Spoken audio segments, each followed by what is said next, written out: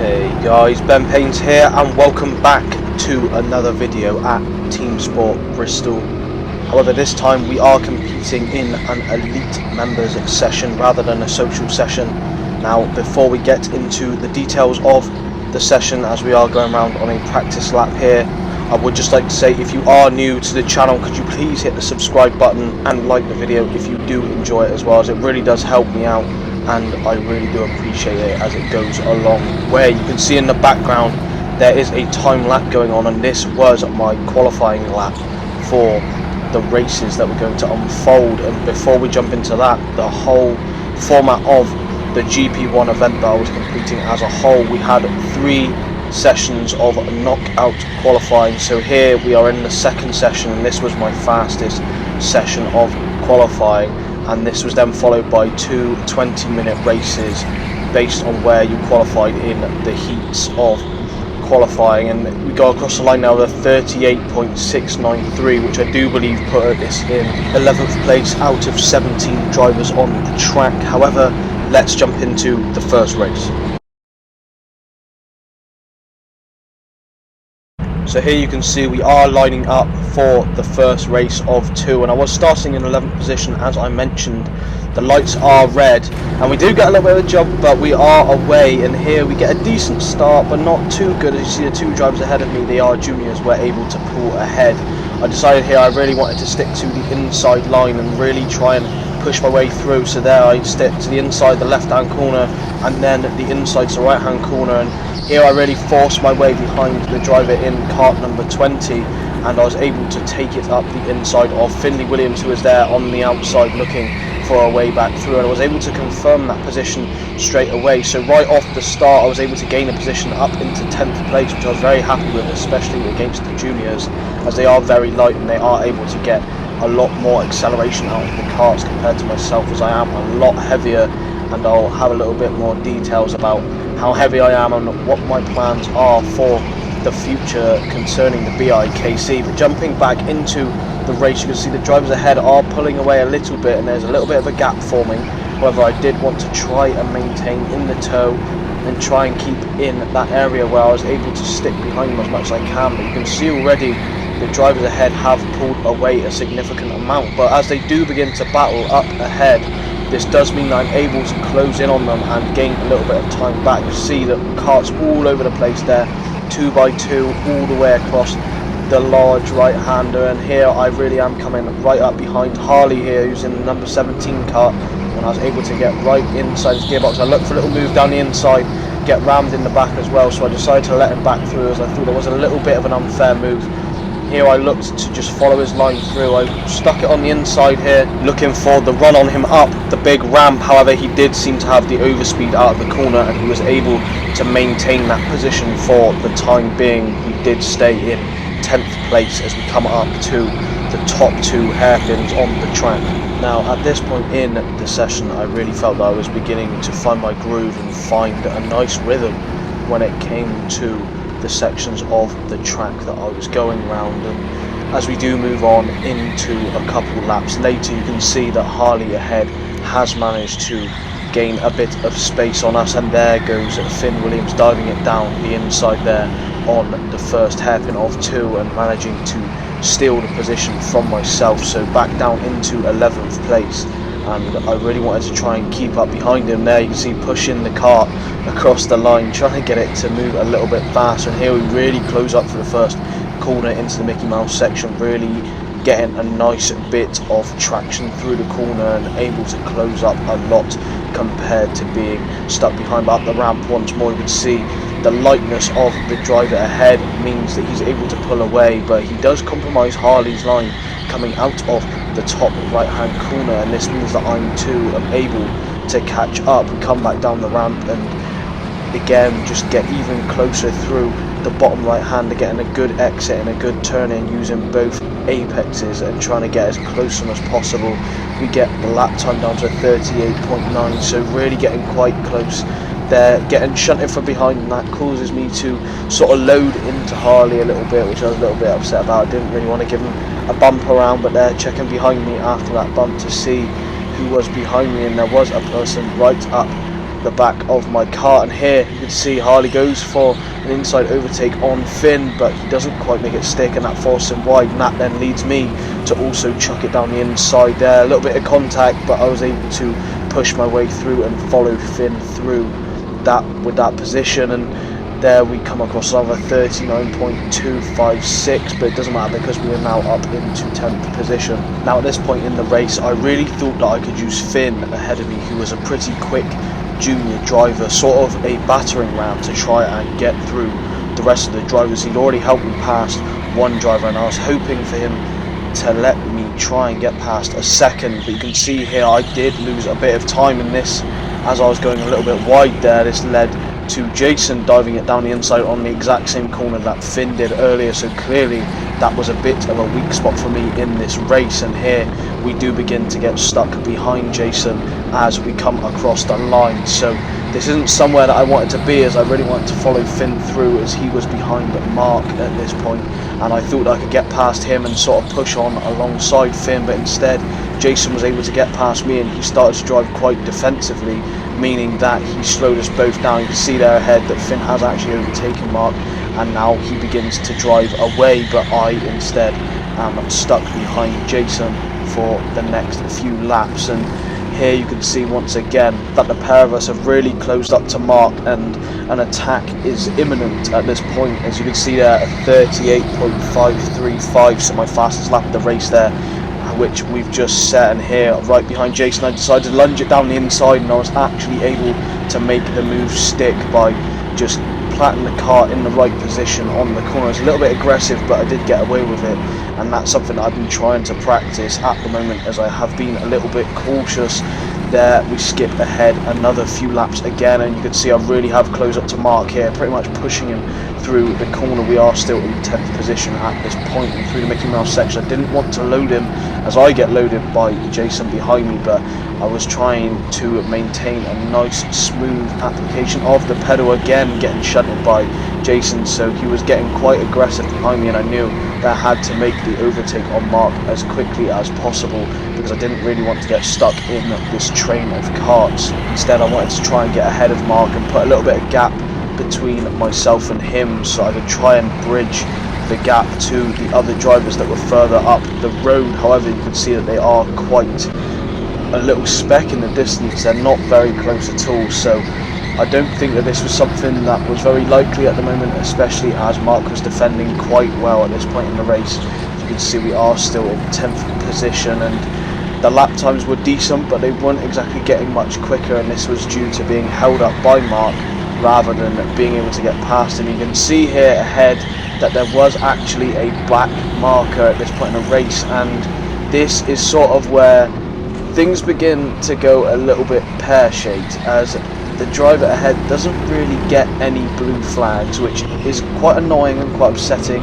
As you can see there, our fastest lap there, 38.468. You can see the back marker ahead of us here is weaving all over the place and holding up Mark, so much so that I looked to dive it down the inside on the bottom hairpin. I did go a little bit deep and forced him wide. I went to let him back because I thought it was a bit of a rude move, but unfortunately Jason was right up my rear, so I didn't really want to lose a place to him as well.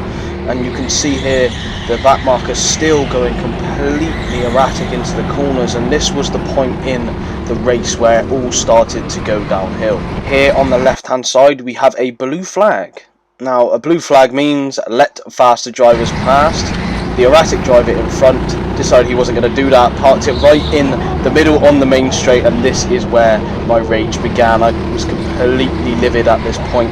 I was right up behind him once again, losing 3 positions in the space of 2 corners, getting shunted in the back as well, and then brake checked as well, which did make me even angrier. I was absolutely fuming, hitting the steering wheel, and I do apologise if you can hear some of my very colourful language in the background of the video, but I really was trying to get up behind him now and go for an overtake, but at this point I was just so annoyed and so angry. You can see almost pulling the steering wheel off the car, and at this point I really wanted to come in to the left hand side there and go into the pits and call it a day, but I didn't. You can see again the blue flag is raised, and yet the driver ahead is still pulling away and driving it as if he is racing the rest of us when he is clearly a lot slower, and this is something that really did annoy me. But you can see here that the driver does in fact drift wide, and that did allow me to get past him.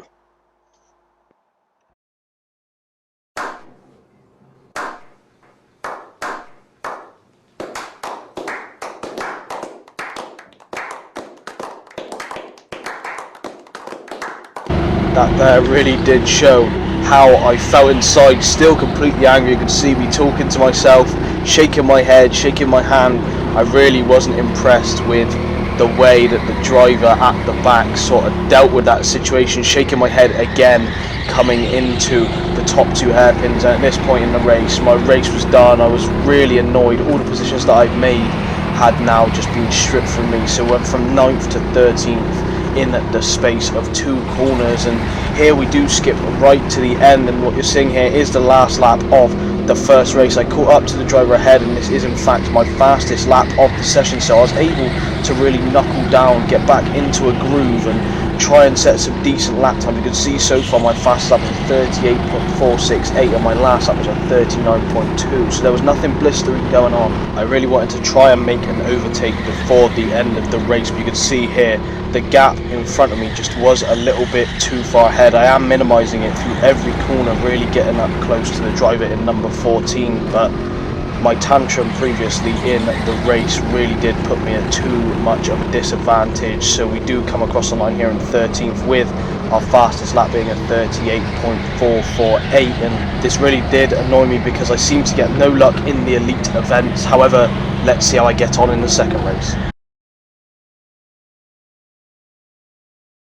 So here is the start of the second race. You can see here that we are starting in 10th position. We have 5 red lights and we are off, and we get off to a pretty poor start. We don't get as good a run as we should have, down to 11th straight away. You can see the driver there on the right hand side going for a move around the outside, but luckily as we have the inside line we're able to keep it. There's a lot of bump in here and I'm forced to the outside, so we go from 10th up to 9th and back down to 10th. We get forced wide a little bit here on the hairpin, and this allows for not only one but 2 drivers to sneak down my inside, and I was also forced into the barrier, so I didn't have any momentum coming up the first ramp. And this is sort of where we began to settle into this position of 11th place as we come round the end of the first lap. We tried to close the gap on those ahead of us as they did have a little bit of a run and they were able to pull away through the first lap. You see that due to the harsh nature of the first lap, our time was actually a